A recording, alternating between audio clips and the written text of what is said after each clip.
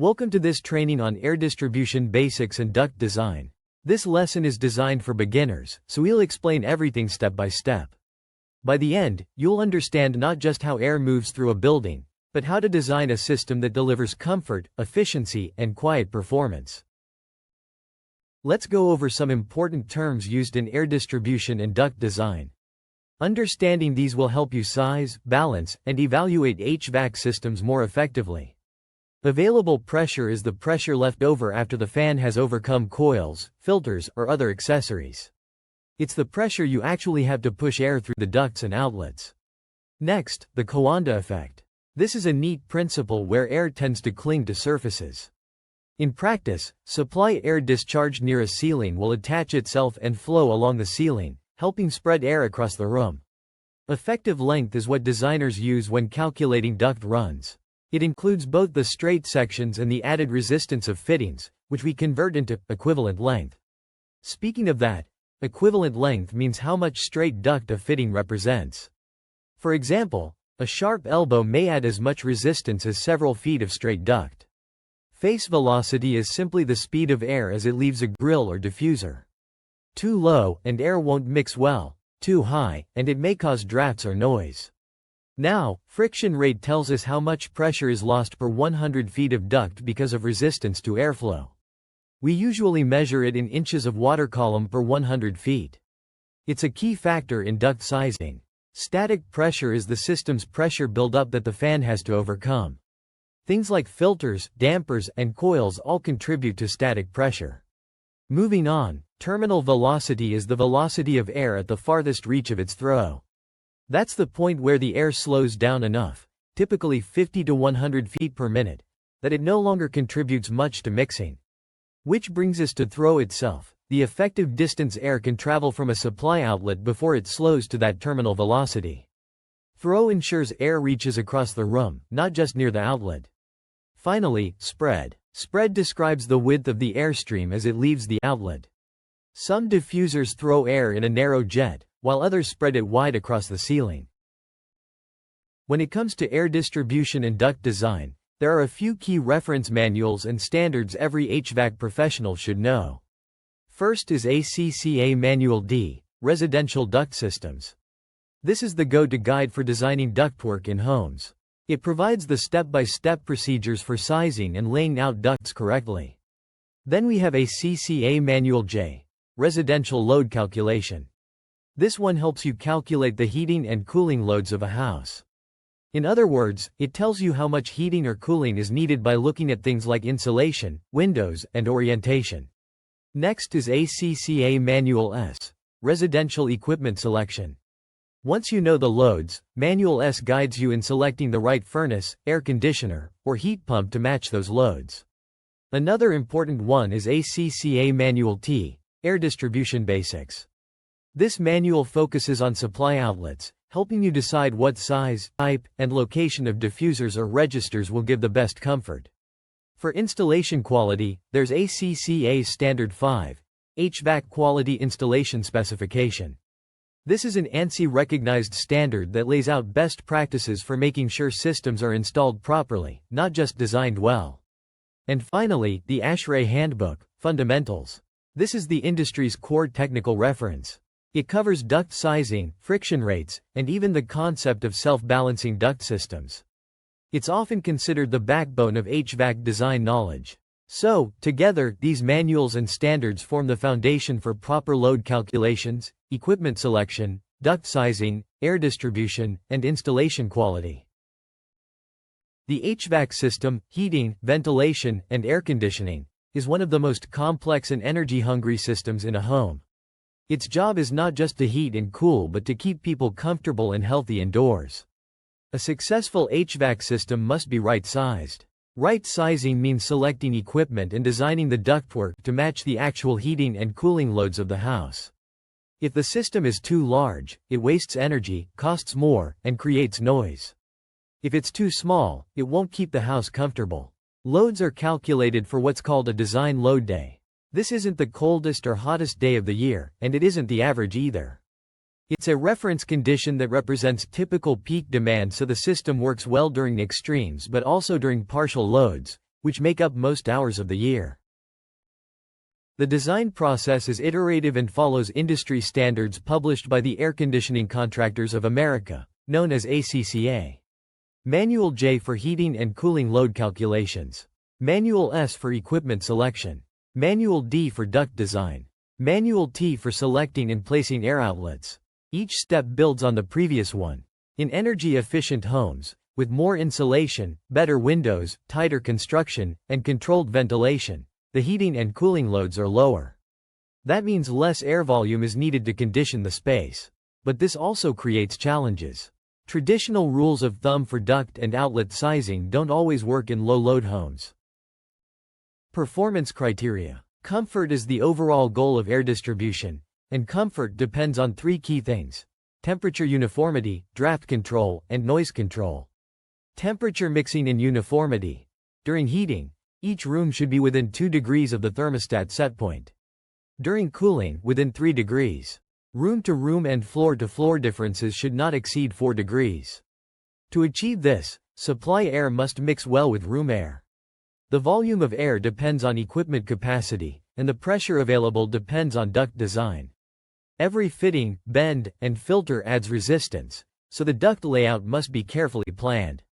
Duct materials matter. Galvanized steel has smooth surfaces and lower friction. Flexible duct has much higher friction, especially if compressed. Every bend has an equivalent length. A 90-degree bend can add up to 35 feet of effective duct length. Poor installation can ruin performance. Supply. Outlets. Supply air must be delivered without creating drafts in the occupied zone. That's the space people live in, about 2 feet from the walls and up to 6 feet above the floor. Even 50 to 75 feet per minute of air velocity can feel drafty if directed at an occupant. That's why we talk about throw, how far the airstream can travel effectively, and spread, how wide it becomes.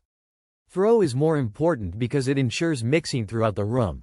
Ceiling outlets often take advantage of the Coanda effect, where air clings to the ceiling and travels further, helping mixing. Designers must avoid placing outlets so their streams collide and create turbulence. Noise. Noise comes from high velocities in ducts and outlets, and from blower noise traveling through returns.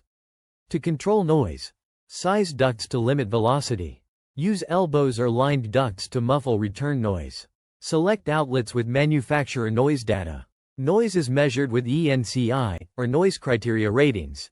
ENCI 25 for music rooms and studios.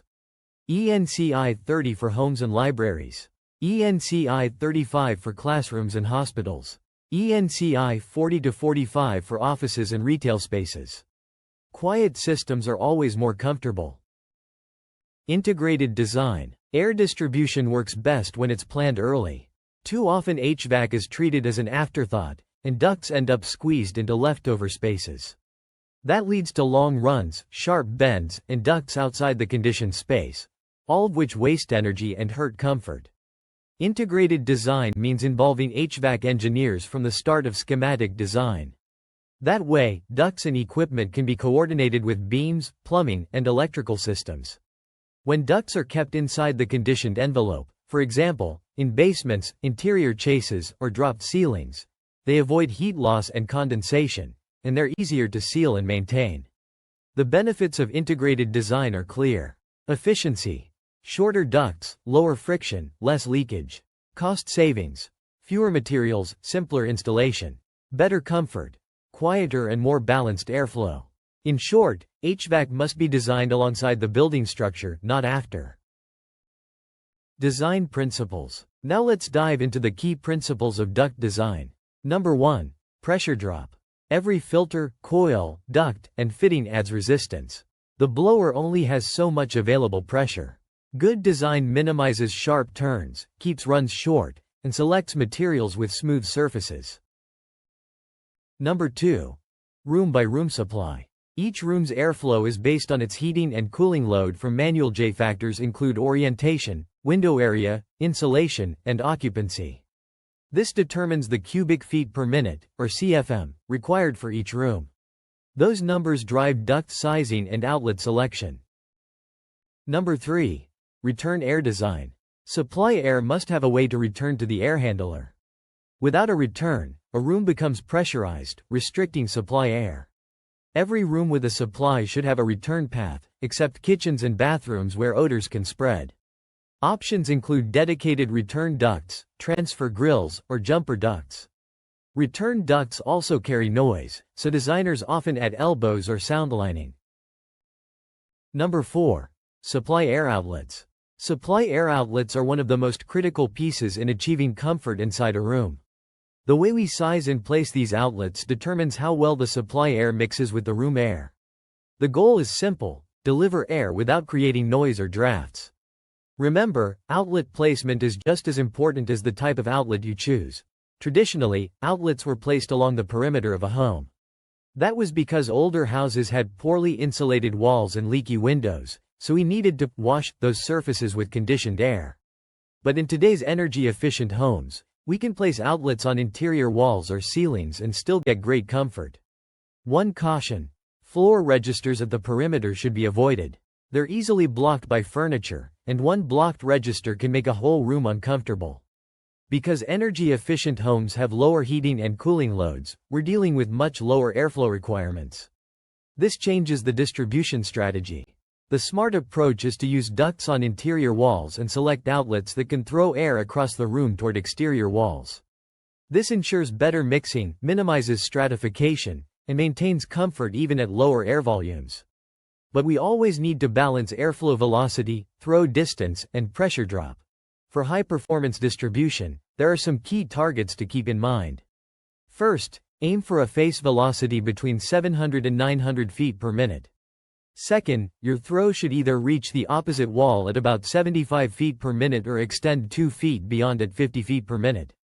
And don't forget, the critical factors include the required CFM for the room, face velocity, throw, spread, pressure loss, mounting location, and of course, the outlet's noise rating.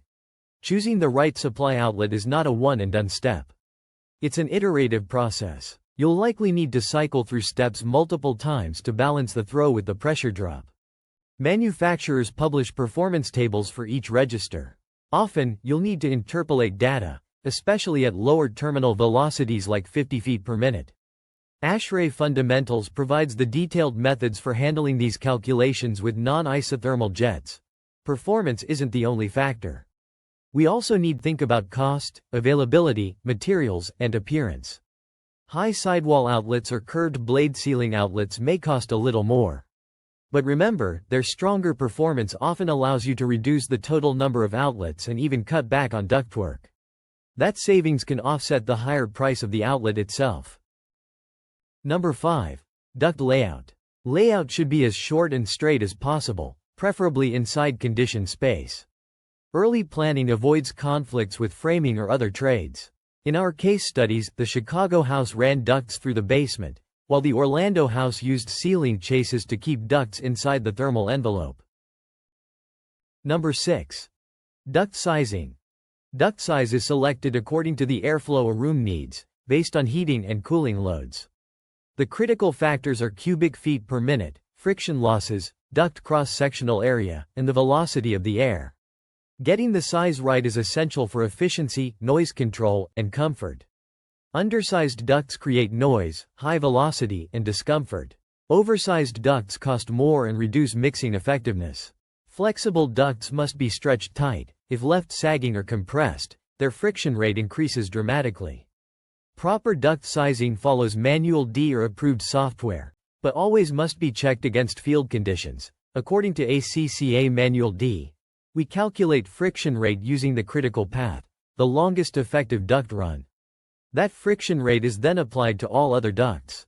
The result is slightly oversized ducts on shorter runs.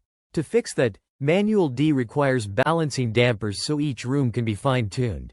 In energy-efficient homes, ducts are often run inside conditioned space, like walls or floors.